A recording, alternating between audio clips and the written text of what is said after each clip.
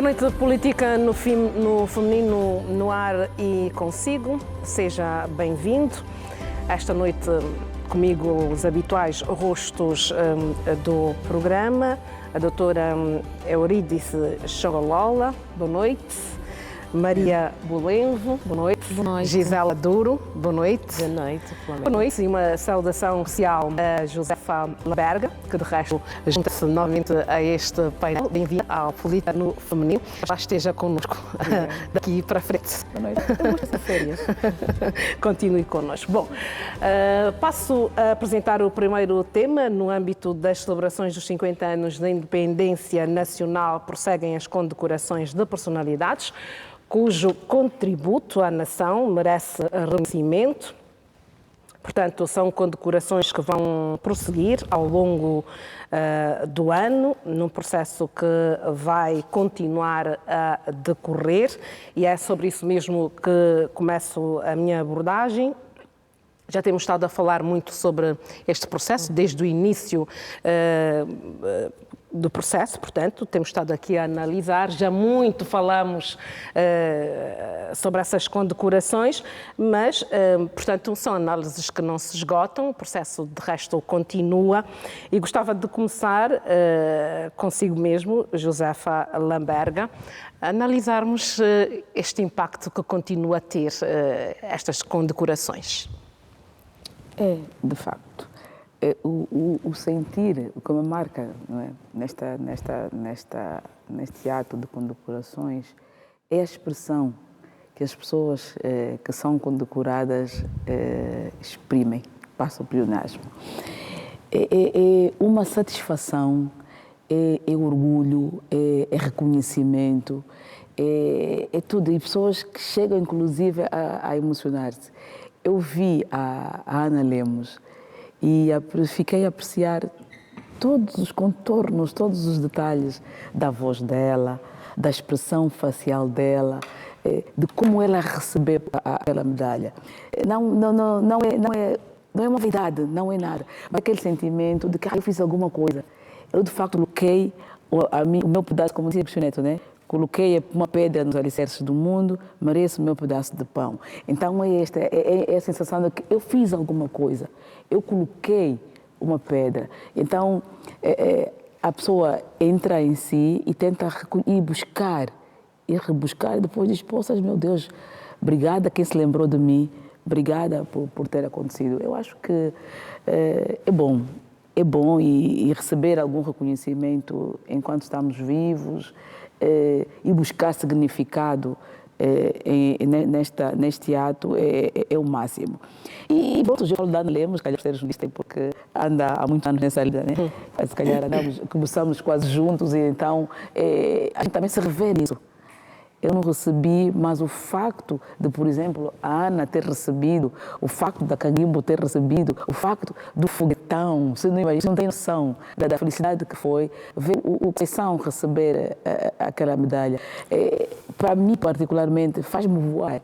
Nós corremos este país. Então eu digo, bom, alguém pelo menos recebeu, alguém que eu conheço, que eu acho que merece, de facto, e merece. Então, todo mundo que recebeu medalhas tem uma pedra, colocou uma pedra em alguma coisa e vê reconhecido o seu esforço. É muita felicidade, é muita felicidade. Falou do sentimento e da emoção que isto tem dos perceber, associar os que não são condecorados, sempre porque isto tem um valor. Sim, todos aqui a semana são ecos, cada um fez o eco de Salamber. São os fatos. São pessoas, muitas delas, eu disse assim, já os vi em algum momento. Pessoas que participaram em cada um de nós, na vida desse país. E o bonito que houve nesta condecoração foi a agência que teve a condecoração, o facto de que a diversificação de individualidades foi realmente um de todos os filhos que eu digo. E então eu achei, foi uma decisão, mas o compromisso e o comprometimento do Presidente da República a esta causa não deixou ter aquele cansaço, realmente via-se que estava extenso o programa, mas mereceu realmente aquilo que nós vimos. Vimos pessoas muito felizes por terem recebido Portanto, essa condecoração, que realmente são pessoas que, ao longo da história da independência, que participaram na paz e desenvolvimento. Então, estavam ali todos representados, cada um com a sua expressão, cada um com a sua gratificação. E eu acho que é um processo que ainda não parou por aí. Muitos mais virão, porque de uma forma geral, eu diria que a medalha é de Angola, é dos angolanos. E todos mereciam realmente um pedaço dessa medalha. Que cada um aqui põe, portanto, a sua pedra, né? No desenvolvimento, na feitoria. E eu ainda hoje estava a falar sobre isso e eu disse... tantas crianças no mundo, talvez uma delas qualquer dia vai se lembrar de nós, vai dizer, aí está a doutora Xongolola, vamos lhe dar também uma pedra. Então, mas é gratificante, e porque nós conhecemos das pessoas que passaram, conhecemos um bocadinho da história das pessoas que passaram por ali, dos seus feitos, e que realmente é como eu digo sempre, são ecos que agora vêm os factos. Então, são merecedores disso. E muito mais virá, porque eu acho que a etapa e o processo não acaba por aí, ainda temos muitos. E então vamos esperar, e com a mesma euforia, com a mesma gratidão de sempre, que é um sentimento realmente de patriotismo, de poder ter contribuído, de certa forma, para este país. Então eu acho que é um bem-aja e que todos aqueles que realmente fizeram é o que sejam contemplados. De facto, as condecorações continuam ao longo do ano, devem ir até... portanto, as celebrações dos 50 anos da nossa independência. Molevo, o mérito é real. Muito se tem questionado nos bastidores sobre o merecimento, a meritocracia, o mérito das pessoas que têm sido condecoradas, já que se falou que de facto são pessoas que merecem aí estar. Qual é a sua opinião? Bom, para mim, muito obrigada. Em primeiro lugar, começo já a parabenizar a nossa colega de painel, a doutora Kanguimba Nanás. Digo isso porque a meritocracia tem a ver com a área civis, militar, cultural e social. E a doutora Kanguimba Nanás se notificou mais na área social. Se vamos hoje pela área dos mulheres, estão satisfeitos ver alguém que é digna delas ser condecorada. É jovem, essa juventude de Kuduro, notável juventude. Eu tenho alguns jovens que, como eu falei, me disseram, nunca queriam, ficaram felizes de ver a condição. A medida também, cada um com o seu contributo. Porque nós estamos aqui a fazer um exercício de análise sobre o que tem passado. E essa análise também é um exercício de demos algum contributo. E o contributo é diversificado. Por isso que eu disse na área civil, cultural, militar e social. E assim todos fizemos Angola. Qualquer um deu o seu parecer, cada um deu uma contribuição. Nós vamos aqui ver, se voltarmos, vou dar um exemplo, volto a dizer, porque eu falo mais da nossa colega que está de parabéns, a doutora Kanguimba. Nós vimos na época, eu era um pouco falar no período do Na Grelha, quando eram aqueles do comboio, eram delinquentes, tirar um jovem daquela área para vir para esta área da sociedade. Não é fácil, é uma tarefa árdua e não é qualquer um, até às vezes nós mesmos pais temos incapacidade de poder reenquadrar um filho que está fora do sentido. Então esse exercício é muito importante e é de reconhecimento. E esse reconhecimento é da nação, é um reconhecimento do povo angolano que o Presidente da República pensou retribuir a qualquer um o mínimo que deu da sua contribuição em Angola. Então, é uma contribuição de meritocracia e dizer aqui que não podemos questionar quem não tem, quem não tem. Não há necessidade para tal, porque todos nós fizemos Angola. Quem está? Mesmo a mulher zungueira nem pode ter esse mérito, porque ela que sai às 5, mas algumas delas conseguem educar, pôr a criança até a universidade, formar homem e esse homem dar uma contribuição na sociedade. Esta mulher tem 3 ou 4, 5 filhos, já deu uma contribuição, porque o seu filho vai ajudar, vai ser um enfermeiro, vai ser um catalogador, vai ser um posso dizer, raboteiro. O raboteiro também exerce um papel, porque se ele não estiver dentro do mercado, com quem vai ajudar a comprar e levar as compras para aqueles que vão até o carro? Tem uma quantidade. Então, cada um de nós demos um contributo. E essa contribuição é valiosa, porque todos nós não podemos ser iguais, não podemos exercer o mesmo papel. E cada um é importante, faz a parte do outro. E como hoje estamos a comemorar, é um ano em que pensa-se Angola livre, independente, fora dos seus julgos, então é importante que deve se rever e buscar outras entidades também. E principalmente aqueles também que estão no silêncio devem ser buscados porque eles dão um contributo dentro da sociedade. E reconhecer. Nós não temos que pensar simplesmente quem fez é quem foi combater, porque às vezes passa a ideia quem esteve em frente do combate. Por isso é que estamos a falar a cultura, a música também educar. O jornalismo também passar uma mensagem. O médico fez alguma coisa. E não só nessas frentes, se não houver essas pessoas, quem vai fazer alguma coisa? E afim, em tudo, o professor é educador também, formador. Tem também uma meritocracia dentro disso. É aí que se faz. E isso vai ajudar que as próximas gerações vai servir de exemplo para eles. Dizer não, fazer um bem é bom. Participar no que eu estou a fazer, isso vai motivar, vai incentivar as próximas gerações. Isso é importante.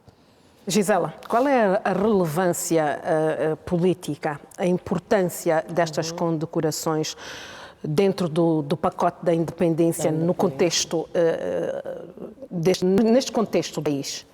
E principalmente em alusão à terra independente, a verdade da unidade nacional. É nós que já disseram, quando eles não conhecemos da arte, contexto, a aceitação social, eles lemos jornalistas, no que é o dicionário, eles são um historiador, mas todos têm uma linha, todos uma linha de unidade nacional. É que a condecoração em alusão aos 50 anos de independência, ela aglutina todo o angolano que deu o seu contributo, seja nas artes, vimos as gingas do Maculusso, os Tunesa, seja na vertente mais castrense, que nós temos vistos, mas o que fica patente é que Angola é de todos os angolanos e essas condecorações é o reforço da valorização daqueles angolanos que fizeram e têm feito por Angola, porque temos o título póstumo e temos aqueles que ainda em vida recebem. Então, nessa fase, acho que devemos realçar a diversidade. Nós temos vindo a falar das condecorações, até novembro continuaremos a falar, porque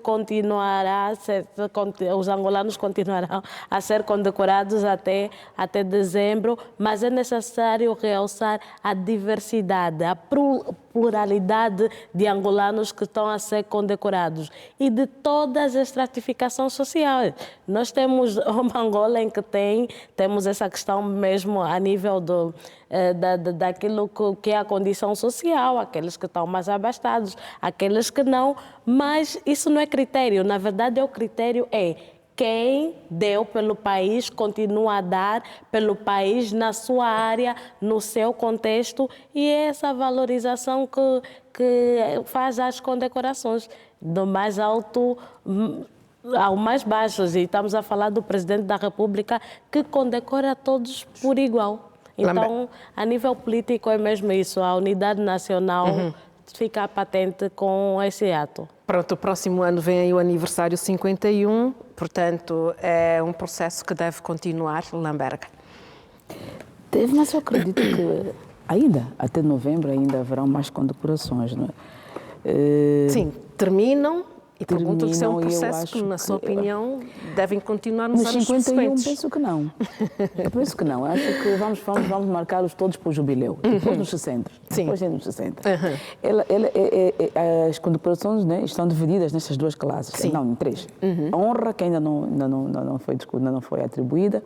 A independência, para quem, de facto, colocou pedra nos alicerces da independência, uma classe diferente, e este então de paz e desenvolvimento, onde de facto estamos todos, ou está quase a sociedade toda. E Então eu acredito que sim, a intenção, porque é uma criação do Presidente, isso não está na lei constitucional, a lei de que foi... Sim, não está aqui em questão o gesto do Presidente da República, que isso já todos saudamos. É um gesto do Presidente para saudar os 50 anos. Então, 50 mais um não entra.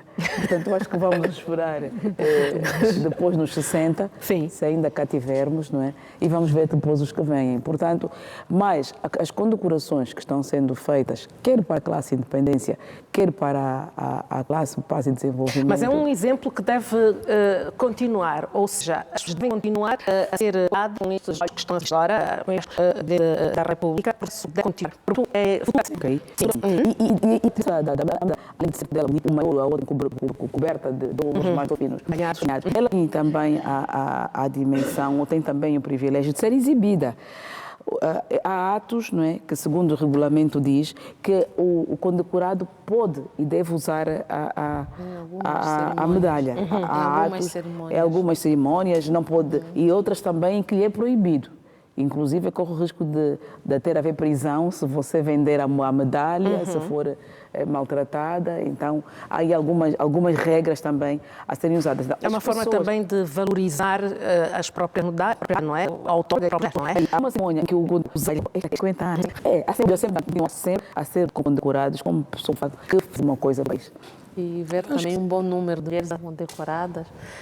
Isso mas já estão a ser bem representadas, sim. Merecem ser mais representadas? Merecemos sim. Precisamos muito mais, mas aqui conseguimos ver, notar que há um bom número de mulheres que foram condecoradas. É de parabenizar mesmo o Presidente do gesto e continuar a demonstrar. Só queria que nós, a cidade dos temos também, eu falo daquelas boas unidades. Ela me faz papel, a Campuna, ela, a mulher zungueira. Mas há uma comissão que trata disso. Sim, eles estão a trabalhar nisso. Eu sei que existe uma comissão. As pessoas questionam a forma como se chegam a esses nomes.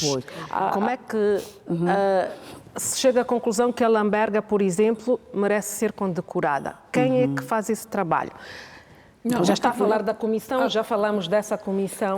Já falamos. Para isso há critérios, né? Sim. Há critérios seletivos de quem são, quem não são, não é? E por parte disto também a história, não é? Mas dentro desses critérios, eu acho que incluem essas pessoas que aí estão. Se acredita o ordenamento jurídico também para isso, tudo bem organizado. Então, eu acho que a outra franja da sociedade que também contribui bastante também vai ser clara as causas. Agora, é necessário sim dizer que o teatro vai servir, não é, para que, como apelo, né, à excelência, apelo àquilo que é a utilidade dos valores para os angolanos. Hoje são esses. Amanhã são outros. Estamos na época das TICs. Quem sabe que há mais de 50 anos para o melhor formato, não é? Então, para a juventude, olhar à frente e saber que a continuidade, a excelência, não é? Os valores adquiridos neste teatro, neste processo, podem ser também para eles daqui a mais uns anos. Então, eu acho que devemos empenhar-nos todos, os jovens empenharem-se, os jovens serem excelentes, os jovens transmitirem e receberem os melhores valores que podem para que amanhã também surjam condecorados. Então, aí nos anos, não digo os 51 anos, mas os 60. Mas isso é para refletir. Sim. Realmente. Este teatro é para refletir. Talvez o camarada presidente já não esteja daqui a 10 anos ou 20 anos, mas quem vier, ele de certeza que vai continuar com as novas gerações. Fica o legado. Esta passagem intergeracional tem que olhar muito bem que daí para frente tem mais medalhas. Lamberga estava a fazer referência à comissão. Sim, pode continuar o seu raciocínio. Por causa das zungueiras, como estava a dizer. Existe a Associação das Mulheres Zungueiras.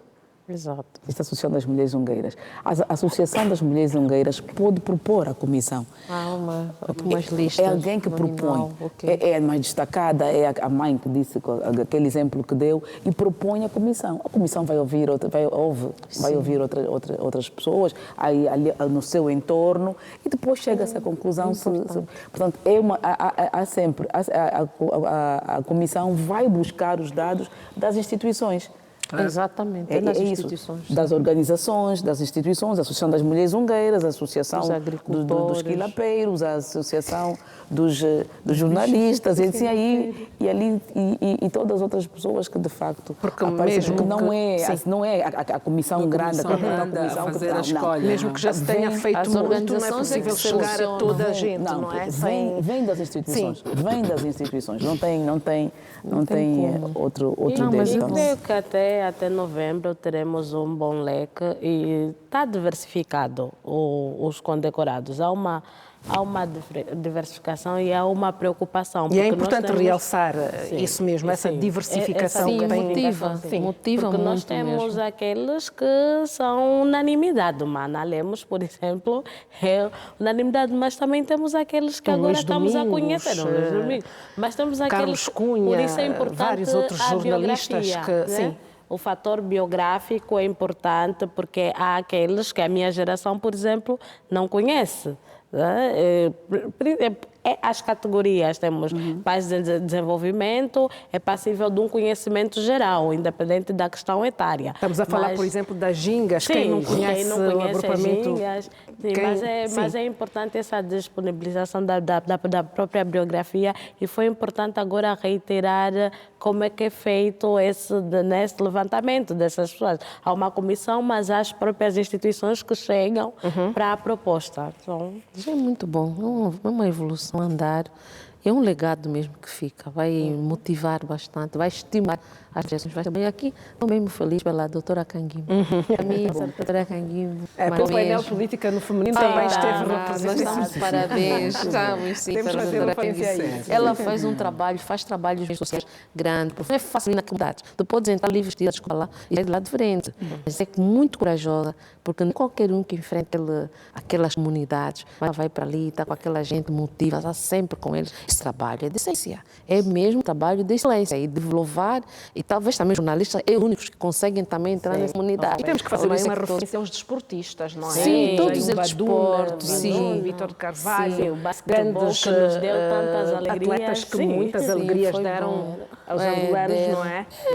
E deu Sim. para matar saudades de muitas caras. Em todas as áreas. Olha como ele está mais velho. Exatamente, Foi de mesmo figuras bom. que nós nunca mais tínhamos visto. Foram não é? levantadas, isso é importante. É muito bom. E é um legado mesmo que fica, motiva. Qualquer um no setor onde vier vai valorizar o seu trabalho, vai empenhar-se mais, vai dar uma forma assim de continuar a prestar o meu serviço à nação. Isso é que vai ajudar bastante. Muito bem. Sim. Não, eu até queria, porque agora lembrei, não tínhamos esquecido um pouco a doutora Josefa Neto, que também recebeu a sua condecoração. Eu era jovem e eu vi ela a correr as provas de tanto jurista que existe nesse país, que hoje eu sempre que estou ao lado dele digo, olha, eu sabia que a sua professora foi a doutora Josefa Neto. E então é algo que eu sei que sim. Que contribuiu, que fez mesmo do ponto de vista como veneranda, é uma pessoa que eu realmente sigo um bocadinho sempre. Não é? Então, por isso, Muito bem. Por acaso tem uma medalha lá em casa também, porque o meu marido também recebeu. Ok. Muito bem. Vamos para o próximo tema. O Instituto Nacional de Segurança Social, INSS, arrecadou 1,57 milhões de kwanzas, registrando um crescimento de 26% em relação ao ano de 2023. A informação foi avançada pelo Secretário de Estado para o Trabalho. E começo esse tema com a Gisela, a olhar exatamente para este crescimento, para este número. Primeiro analisar o que é que isto representa e o que é que foi feito em concreto para se chegar a um número que se ventila é significativo. Sim, obrigada, Flomena. Na verdade, o Instituto Nacional de Segurança Nacional é para a proteção social obrigatória. Então, neste caso, estamos a falar da segurança dos trabalhadores e das suas famílias, porque tem a questão da doença, a maternidade, a própria velhice, invalidez ou morte. Então, era necessário que os trabalhadores e empresas entendessem, na verdade, a empresa prior tem de abranger o setor público, o setor privado, e dali dos mais contribuintes as estágios captadas no estudo. Quer dizer, consciência do INSS, do Nacional de Segurança Social. Agora, eu gosto dos resultados, é importante, mas tem de se explicar o percurso, qual foram essas empresas ou qual foi o critério, se por que não faziam, quem são esses contribuintes, contextualizar, para de facto vermos qual foi o método aplicado que deu esse resultado e aplicar-se a repetição do método, porque de facto é significativo. E a importância é pelos fatores que eu já elenquei aqui. De facto, é para a proteção dos trabalhadores, da segurança desses trabalhadores, porque é importante que todo cidadão que trabalha, seja no setor público ou setor privado, seja um contribuinte. Agora, há uma questão importante que nós ainda estamos no explicar, na comunicação mais pedagógica de cada um trabalhador saber qual é o seu direito e por que tem que estar inscrito e se de facto está inscrito ou não.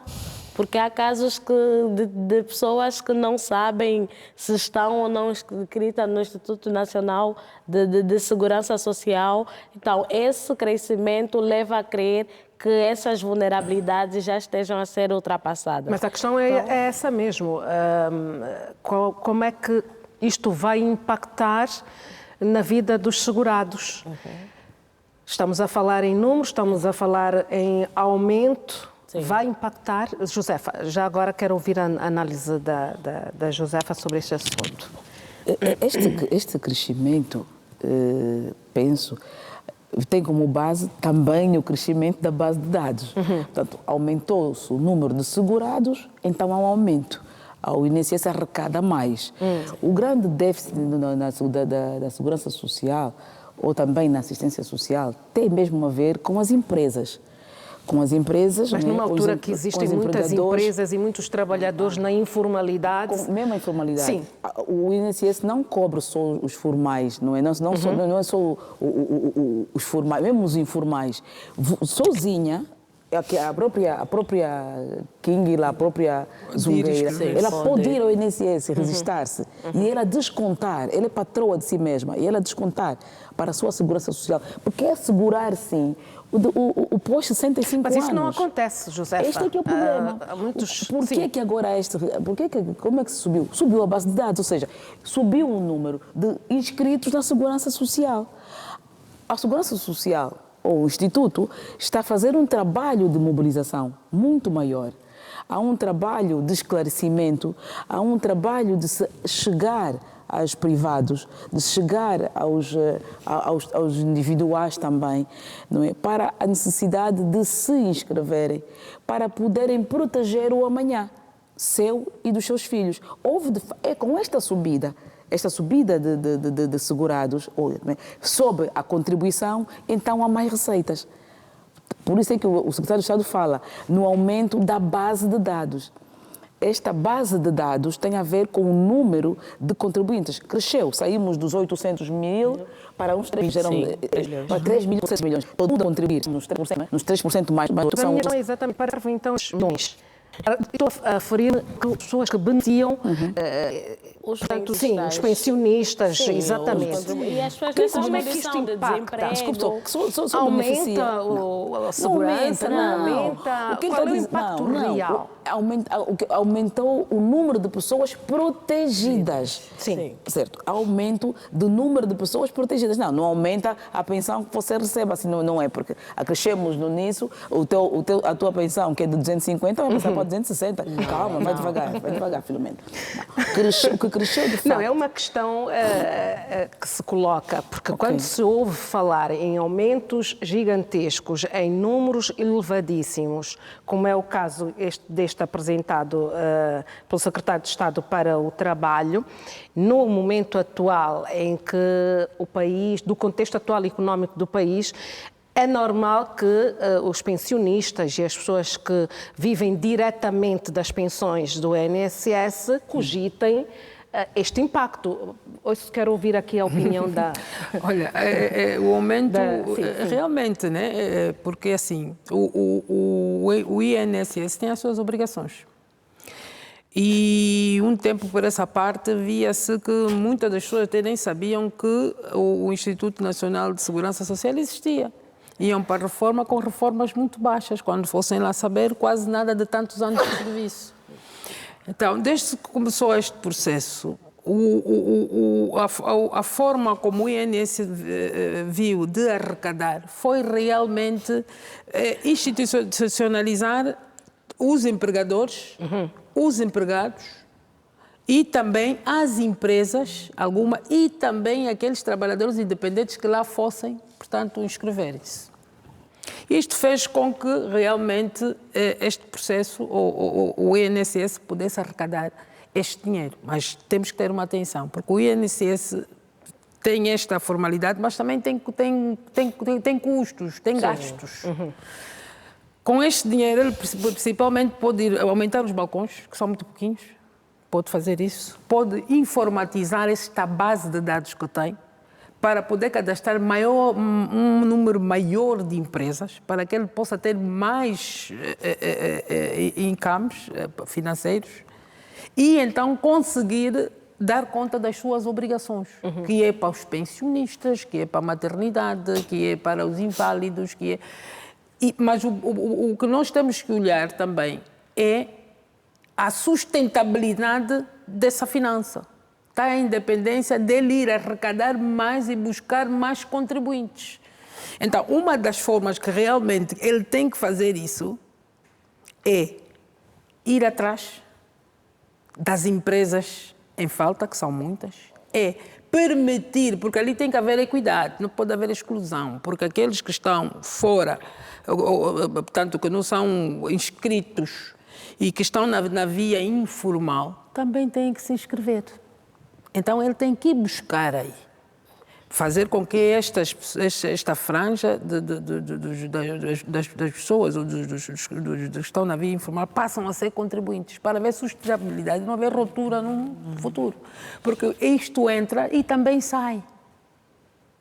Então, é necessário olhar um bocadinho por isso. É bom, sim, nesse momento, sim, é bom, porque vai possibilitar realmente a modernização do sistema base do INSS. É bom também porque vai aumentando os rendimentos do INSS, digitalizar esse processo. Então, eu acho que é um caminho bom. Temos que ver, que ser de sustentabilidade para esta capitalização neste momento.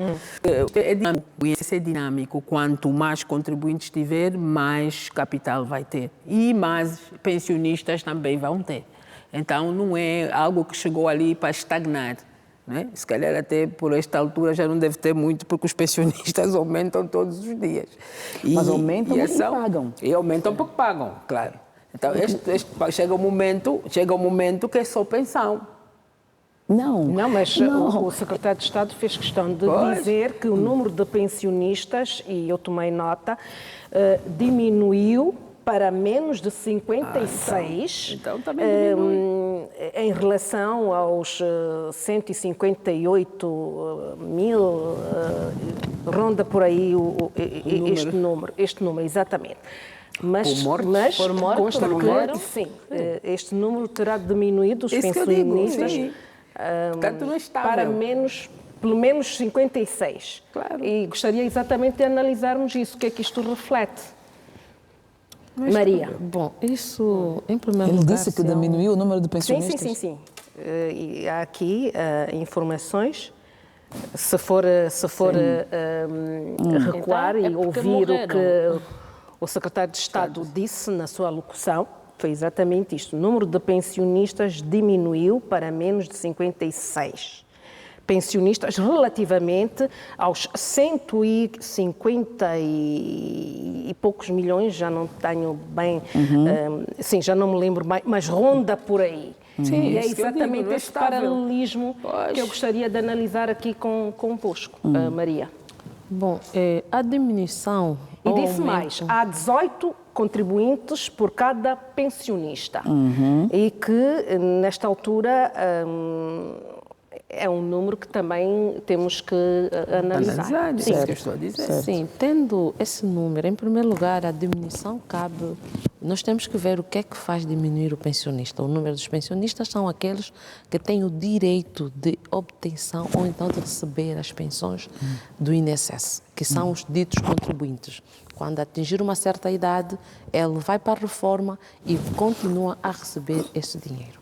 A diminuição cabe e deve-se, talvez o número, ele não tinha que especificar, por número de mortalidade, ou por falta de presença, ou por ausência de, porque eles têm um sistema de poder de cadastramento, ou ele não especificou, só disse que diminuiu. Sim. Mais uma das diminuições. Relativamente a um número já existente. Sim, então, se os pensionistas passarem por cadastramento e esse número que eles têm e alguns não tiverem, é necessariamente o INSS ter que fazer um trabalho de sensibilização, tem que procurar encontrar, ir ao encontro, porque temos algumas, talvez, que estão acamados. E, imediatamente, se ele não fizer o seu cadastramento, automaticamente ele perde o direito a esse bem. Muitas das pessoas também não estão informadas. Nós temos famílias também, que às vezes o velho já está ultrapassado, eles não têm conhecimento daquilo e não consegue reativar isso. Tem N problemas. Eu me deparei também com algumas situações idênticas nos bancos, que o velho ficou um tempo doente e a família não tem uma informação, não sabe como fazer, ficou deitado porque não só um dos atos de fazer isso. Mas é trabalho, inclusive, do INSS, de fazer o trabalho de sensibilização para saber dados concretos, que não deixa de ser de morte e o por de exercer o seu cadastro então de vida. Aqui dizer também que o INSS estende mais para trabalhar na inclusão. A doutora Chongoló procurar ter mais postos. Tem que ter também postos móveis. Os postos móveis, ele sabe que um cadastrado vive na área CIS. Pode mandar pessoas ao campo, ao encontro das pessoas só para cadastrar. Não esperar que ele venha ao encontro. Porque eles têm o número de telefone. Ligar para certificar se esse beneficiário encontra-se nesse local ou não. E outro também, o INSS tem que trabalhar mais para trabalhar na inclusão. Porque se ele trabalha na inclusão, tem pessoas que conseguir fazer, era o papo, ficou ali limitado para o Estado. Não, é necessário essas pessoas captadas e para trabalhar pessoas. Porque eu vou dizer aqui, uma pessoa, por exemplo, que não sabe a vantagem do INSS, ela vai pensar, mas não tem valor. Se saber que o valor é X, no futuro tu receberás X. Tu, por exemplo, o benefício de materno e creches. Nós poderemos tirar algumas creches, pode-se criar até creches comunitárias, onde as mães zungueiras, ao invés de levar a criança naquela poeira, deixam na comunidade. Então, é trabalho do INSS. Essa é a função dele. Agora, o INSS tem que procurar... E como fazer com essas empresas que não contribuem, cumpram com as suas contribuições? Ali tem que entrar a mão pesada, principalmente a das chinesas. Sim, empresas chinesas não pagam. Eles são daqueles que ameaçam, tendo em conta a situação que vivemos hoje, do desemprego. O jovem fica ali preso porque ele precisa do ganha-pão dos 40 mil que eles dão. Até aqui é normal. Para eles, a juventude eles não quer saber, o importante é encontrar um pouco. Eles aproveitam-se dessa fraqueza. E há pessoas, inspecionários também, que vão para essas empresas privadas, recebem aquela mão invisível. A mão invisível funciona e não quer saber do cidadão. Sabe o que vai acontecer? São jovens que estão hoje amanhã. Vai pesar de novo no bolso do Estado. Porque o Estado ele está a trabalhar e tem capacidade, competência de contribuir para o INSS e não contribui. Por quê? Porque ele prefere aquela contribuição que devia servir, passa para o bolso dele, que é a mão invisível. Passa para a mão invisível. E são pessoas que, porque o MANPES tem fiscais, vai nessas cidades da China, e eu posso comprovar até mesmo, se forem lá entidades, podem ir lá, vão encontrar jovens, não vão conseguir falar. Mas é preciso trabalho de sensibilização e é preciso proteção para esses jovens. E há empresas também, houve essa lei que o contrato atual é definitivo, já não aceitam, eles fazem determinado, não indeterminado. Fazem um contrato, ameaça, senão vou tirar. E coitado do jovem, é obrigado a assinar um documento que não consegue divulgar, fica ali calado. Há um desrespeito total que é promovido por próprio angolano, o próprio nato. Somos nós que promovemos o mal dos nossos filhos, que querem trabalhar, estão ali no mercado informal, eles querem contribuir, ao invés de procurar trabalhar por isso, que é apesar de não para a terra dele. Ele formou você deixa o cidadão e o que terá que pagar, mas na rua, às vezes não deve ver. Então, é necessário, precisa trabalhar junto aqui, eu sei que elas estão no sentido de uma averiguação, controlar mesmo e buscar apoio da mulher zungueira, contribuir. Ela pode sim. Muitas estão a contribuir. É só questão de contribuir, não sabe. Ela pode, ela tem vontade, ela tem decisão. O que vai fazer, o que vai servir, para que isso serve. Se tu vais ter o teu bebê, estás na maternidade, o INSS vai perceber. E ele nem sabe como seguir isso. Tem as dificuldades todas. Temos uma de burocracia. A burocracia é necessário informar melhor quais são as atribuições do INSS, informar ao povo, aos trabalhadores, aos formais, aos contribuintes, qual é o benefício que têm, portanto, os serviços de então vai este dinheiro, porque tem agora, eles começaram há uma realmente de acordo com a prova de vida, ligando, e vão sentir que a pessoa está ali, isto tem que ser a nível nacional, territorial, e realmente eles possam dar contribuintes, têm mais a contribuir, mais a contribuir, mas e esse é o momento, porque a matemática básica está no momento. O número de contribuintes aumentou, passou de 800 milhões, e temos diminuição nos pensionistas, então tem 18 contribuintes para cada pensionista, então há aqui uma folga para fazer esse trabalho massivo. Isso já entra no âmbito da própria comunicação institucional. Porque estamos a falar de uma comunicação que vai abranger toda a sociedade, daquela mais esclarecida até o mais para o cidadão que precisa entender por A e B por que ele vai dar o dinheiro que podia servir pelo menos para o jantar daqui até o final do mês. O agricultor tem que criar políticas. E mais, não é? Dizendo assim, coisa, muitas de nós contribuímos no corporação do INSS para pagar porque não foi contribuinte, mas ninguém sabe disso, então precisa informar. Uma informação, não é? Sensibilização mesmo, permanente.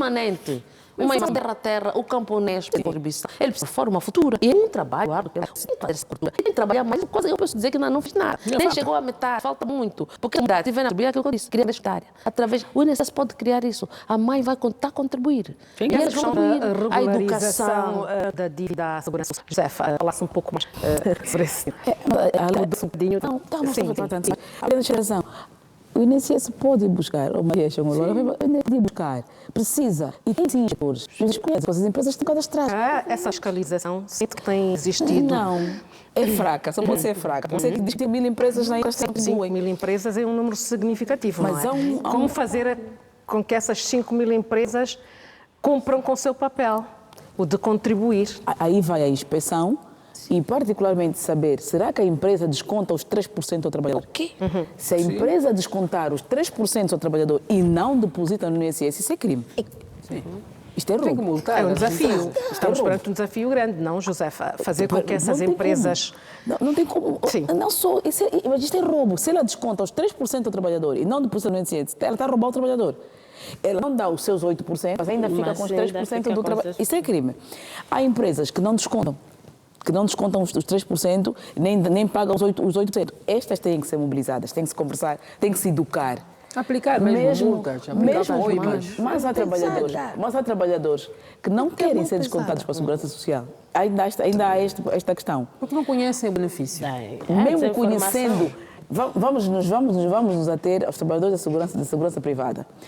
Eles ganham, por exemplo, 25, 35 mil, certo? Na hora de descontar, tirar 3.000 lá naquele dinheiro dele, 350 no dinheiro deles, é um problema muito sério. Ele faz contas. Ele diz, eu prefiro não me descontar. Mas porque ele não sabe o valor. Mesmo sabendo, o problema é a miséria que ele ganha. Sim, isso tem razão. O problema é a miséria.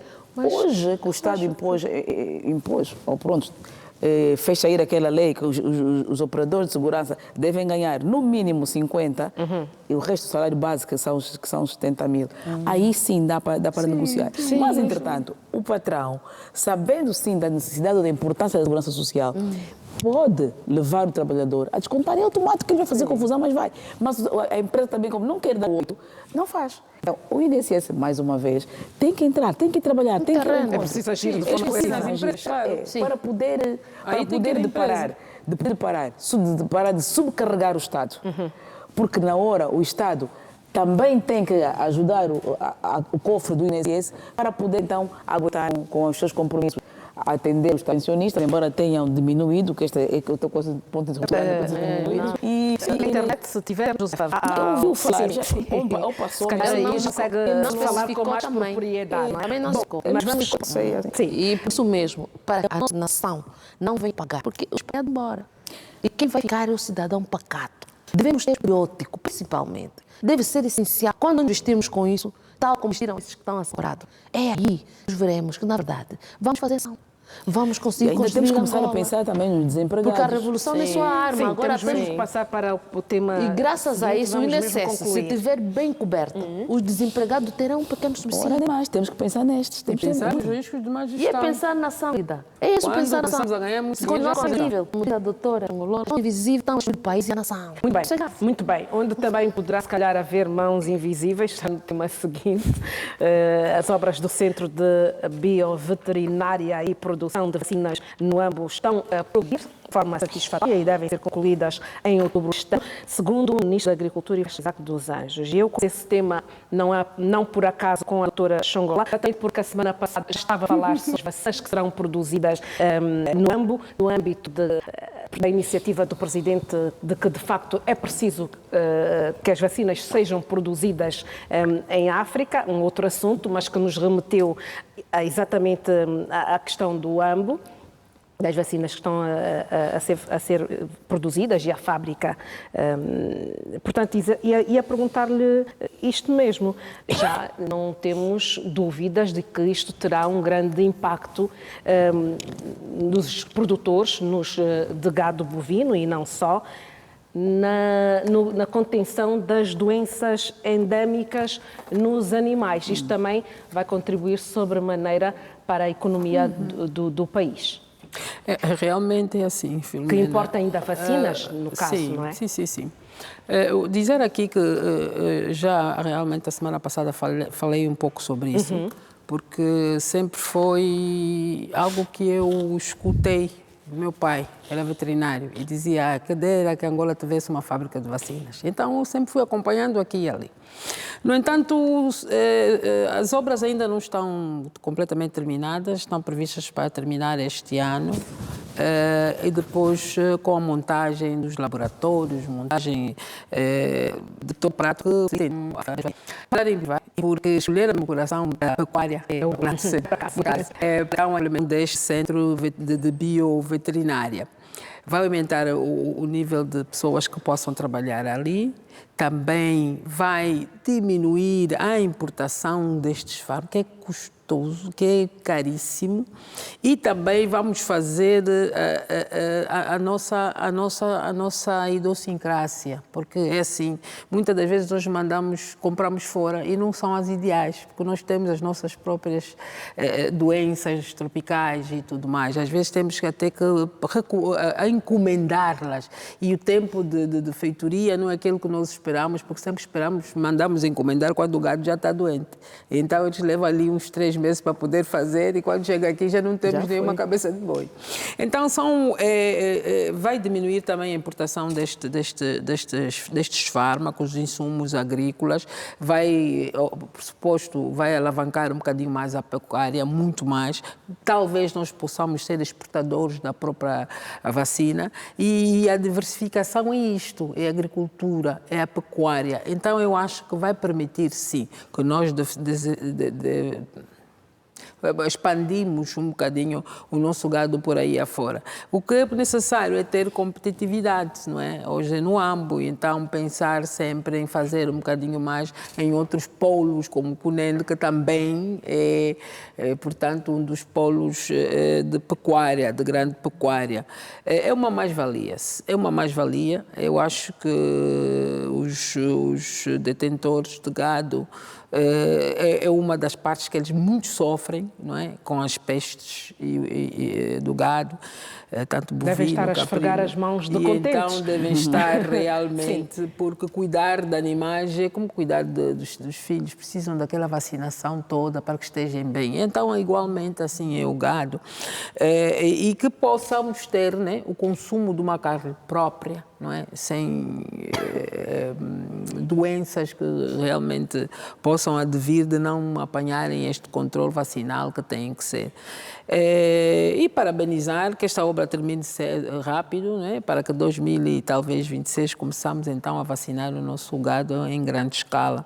É um projeto muito bom, porque é um projeto que está envolvido a Alemanha, e também parece que vão ser eles mesmos os que vão, portanto, podendo fornecer o material todo bio, de laboratórios e tudo mais. Então, eu acho que é uma mais-valia e vamos estar de parabéns a nível de África, assim que nós tivemos esta grande fábrica. Há uma noção de quanto deve custar uma vacina, por exemplo, para um carbúnculo, para vacinar um gado? Há essa noção, Gisela, de quanto custa uma vacina e quanto o Estado poderá beneficiar com a redução das vacinas que passam a ser fabricadas no país ou produzidas no país? Sim, não temos acesso a dados, a números, mas pela experiência, uma vacina dentro, no contexto, é menos dispendioso do que a importação de vacina. Isso acho que é generalista, né, em todos os aspectos. Então,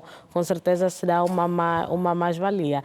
Eu lembro que em 2023 falavam-me dos bois que morriam no Cunene por qualquer tipo de doença. Diversas informações do país. Esse centro de biovia é com certeza salutar. E a doutora Euridice nos radiografou agora que tem países envolvidos que têm experiência, que têm o capital especializado nos animais de produção, né? Que são os bovinos, os suínos, as aves e entre outros. Temos as infraestruturas que estão a ser construídas com prazos e temos o capital especializado. Nesse caso, há de facto a evolução vem reduzir os gastos para a vacinação desses animais. Então, eu creio que seja independente mas por experiência, que fica menos dispendioso com um centro cá no país que vacina os próprios animais de produção de como está no contexto atual. Vamos olhar um bocadinho para a distribuição, o acesso às vacinas. Não basta só produzir, há que depois a vacina. Qual é o seu entendimento? Como é que essas vacinas depois chegam aos tutores? Mas a fábrica está a ser implantada ou está a ser implantada no Grão. A impressão que ela pode chegar para todos os cantos do país. E temos no país poucos do planeta. Temos ali o Ambi, que é lá do Petalha, a fábrica em construção, ela prevê a produção de mais ou menos 50 vacinas para as 50 milhões de vacinas. Nós também vamos começar primeiro por as galinhas, galinhas para aí, que mais ou menos não quer para a plantação, certo? Mas então as galinhas, além dos animais de grande porte, as galinhas têm outras doenças muito mais chatas e quando é para morrer, elas morrem e acabam com o galinheiro todo. E que afetam até os humanos, como por exemplo a gripe das aves, não é? Produzindo estes 150 milhões, os criadores de aves, no caso concreto, sabem onde ir buscar as vacinas. E de certeza absoluta que haverá... Mas é preciso que hajam políticas de distribuição. Não, sim, haverão postos de veterinário, centros de veterinário, hospitais veterinários em quase todas as províncias do país, embora a formação esteja em algumas províncias, mas de certeza absoluta que em todo o país haverão hospitais de veterinária e, por sua vez, estes receberão as vacinas e se tornarão, então, os distribuidores nas suas respectivas áreas. O acesso não será muito difícil. Não será, porque a intenção de se produzir deste projeto, né, que é luso-angolano, que Angola também já está lá metido, incluindo os alemães, é mesmo para atender primeiro os angolanos. Primeiro. Quando o Presidente fala da necessidade de produzir aqui as vacinas e reduzir os gastos, é de facto reduzir os $10, os $30 que custa uma vacina, não é? Para os 2 milhões, os 2 mil, os 5 mil, uma maneira de que até eu, que tenho uma pequena capoeira, consiga adquirir as vacinas, meter os comidos nas tratados de ganhas. Porque a faixa distribuidora, os hospitais aí, mesmo as faixas, o programa está delineado. Porque se entendermos que a fábrica tem laboratório, tem armazéns, tem controlo de qualidade e distribuição. Já está no pacote das infraestruturas que a fábrica possui. E há capital humano especializado angolano. É suficiente o capital humano que nós temos? Como disse, é uma questão que eu coloco à mesa. O Ambo tem a doutora já referiu-se ao capital humano. Já tinham até um plano de fazer há muitos anos. Então, é capacitar... quer dizer, nós temos que ser multiplicadores de conhecimento, né? E eu acho que as instituições de ensino agrícola têm esta cadeira no AMBO e que eu penso que são multiplicadores, né? Porque em tudo queremos buscar o know-how. Nós também podemos ir lá buscar mais know-how e pôr aqui, porque nós temos que fazer nós, Angola, né? E então, se faltar, talvez possa vir alguém para ajuda ou ensinar a manipular a nova tecnologia para fazer vacinas e tudo mais. E que acho que cabeças aqui têm pensantes que possam realmente adquirir os conhecimentos das novas tecnologias que vão ser implementadas neste centro de bioveterinária. Agora, algo que eu queria dizer era o seguinte: quando se compra vacinas em Angola, vai depender da taxa de importação, da taxa aduaneira, e também vai depender, de certa forma, da estocagem até o ponto onde vai ser consumido. Isto para aí já é... As vacinas são compradas também em dependência, portanto, da doença que se quer prevenir. Cada vacina tem o seu custo. Mas chega no mercado normalmente depois, a apresentação da vacina, o frasco de vacina pode ser multidoses, pode ser, né, para 10, 15, 50 ml, 60, independência, né? Mas para a febre aftosa, o preço estava entre 1.000 kwanzas a 1.500. Isto somando aquilo que eu já gastei até vir aqui, né? Então, acho que fica oneroso para quem realmente, porque é preventivos, muitos deles, não é? E prevenção tu vais fazendo temporariamente, não é? Ou sazonalmente ao gado. Então, fica oneroso para quem o importa, e eu acho que uma das principais valias seria esta. Outras vacinas rondam independência, né? Para a carbunculose, normalmente ronda independência de 1.000, 1.500 kwanzas também. E também é a mesma proporção. Então eu acho que é oneroso. E é uma mais-valia ter essa fábrica aí, porque, como se diz, é uma fábrica que já vem, portanto, montada com linha de armazenamento, talvez distribuição e tudo mais. Podemos também já pensar em distribuir as nossas vacinas para outras regiões do continente? Certo, sim, para exportar. Isto sempre nós não podemos ficar, não é, detentores e precisamos de dinheiro também. Da mesma forma que nós fomos buscar lá fora, que eles também venham buscar aqui. Muito bem. É? Uma fonte de arrecadação os de consórcios da fábrica também falam, já introduziram a cadeira mesmo de bioveterinária e biotécnica, não sei das quantas, na Universidade José Eduardo dos Santos, onde há o curso de veterinária. E pensam também, não é, ainda trazer mais formação para outros jovens não licenciados, técnicos médios. Em termos de formação, também já há um pacote. A mãe falou. Muitos querem fazer jornal de medicina e ali não deixa de ser bolsas a muita gente poderem dizer isso. Agora, dizemos aqui que vimos na semana passada, falamos aqui da GAV, quando o presidente falou de autossuficiência. Nós temos que começar a tornar-nos autossuficientes e procurar uma independência também na África. Tendo essa dentro do nosso país, vamos apoiar a nível do continente. Isso vai ajudar no desenvolvimento da própria África, vai ajudar-nos a tornarmos também autossuficientes, independentes, porque a dependência é uma coisa grave. Quem depende, dizem que quem pede emprestado nunca melhora. É isso. Então, a dependência é grave. E ele foi bem claro em dizer ali que muitas das vezes temos o dinheiro, mas os produtos chegam tarde. Isso. Nós temos tido aqui problemas sérios de saúde, que às vezes não sabemos a origem, porque acabamos de ficar com alguns produtos que são alimentícios, como as aves, as carnes bovinas, e o cidadão, com o nível, às vezes, da fome que tem, mesmo que um animal venha a falecer com alguma doença, uma epidemia, ele é obrigado a servir de alimento, levar o manjar para a mesa. Por quê? Porque ele está necessitado. Mas se esses animais tiverem cuidados, e tal como se acabou de dizer aqui, até quando há aquela campanha de vacina para as crianças, temos equipas móveis, Maria, então isso tem ajudado bastante, imenso, para o desenvolvimento. Aqui só apela-se que haja mais formação, haja estímulo de bolsas para que a juventude vá se aderir mais na biodiversidade e possamos ter a capacidade de ter isso. Bom, o tema a seguir diz respeito aos resultados do primeiro Congresso Constitutivo do Para Já Servir Angola, que foram entregues ao Tribunal Constitucional. Constam documentos como os estatutos, programas e atas eleitorais dos delegados ao Congresso, como diz a lei dos partidos políticos. Começa esse tema com Alain Berger, já para analisarmos a representatividade da entrega destes documentos, portanto, ao Tribunal Constitucional. O que é que isto representa, de facto, para o Partido para Já? Cumpriu a lei, é só mesmo o cumprimento da lei. A lei dos partidos políticos estabelece que depois de legalizado o partido, ele tem que fazer, não é, em tempo útil, o seu congresso constitutivo e depois remeter ao tribunal.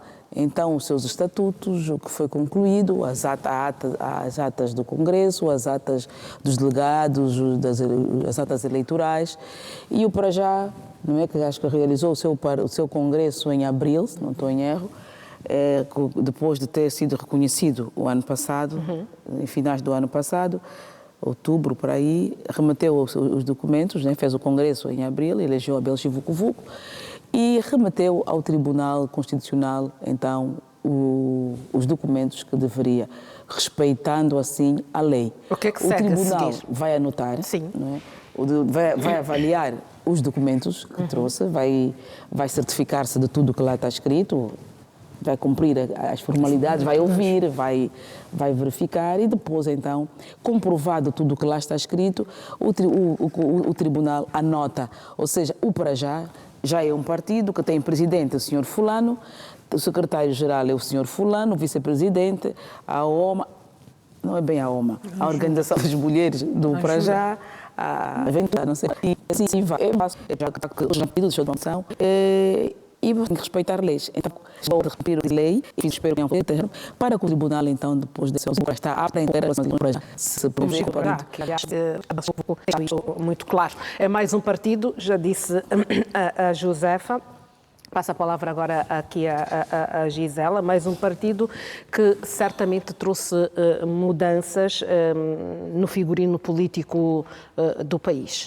Com certeza, aí tem a ver já com... falamos um pouco sobre isso. Sim, aqui já mesmo no programa. Na verdade, sim. Tem a ver com o quadro sénior do próprio partido, né? A configuração do para já, a gênese da criação e a figura incontornável do agora presidente Abel Chivucovuco.